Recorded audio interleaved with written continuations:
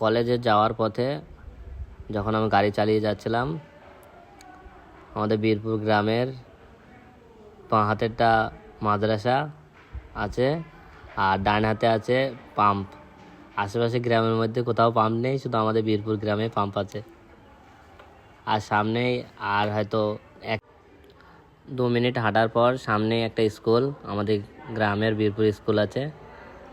তারপর যাওয়ার পথে রাস্তার গরু ছাগলের অত্যাচার বেশি, ছাগলের। ঠিক আছে, রাস্তাতে যাওয়ার পর কলেজে গিয়ে দেখা হচ্ছে। এটা কলেজে যাওয়ার সামনের রাস্তা, হয়তো সামনে লেখা আছে বেথুয়াডাওয়ারি কলেজ। ঠিক আছে গাইজ, কলেজের ভেতরে গিয়ে দেখা হচ্ছে। এবার আমরা আস্তে আস্তে গুটি পায়ে কলেজের ভিতরে ঢুকলাম।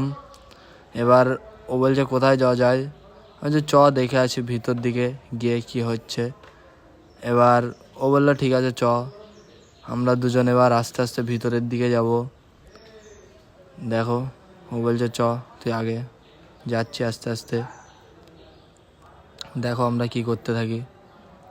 এটা আমাদের ক্লাস, ওই যে 115 নম্বর রুম, এটা ক্লাস। আমি বলছি ভিতরে ক্লাস হচ্ছে, ও বলছে দাঁড়া দেখি। তারপরে ও উঁকি মারবে, উঁকি মারা হয়ে গেল, দেখছে ক্লাস হচ্ছে না। এবার আমরা ঘুরে চলে আসলাম। এবার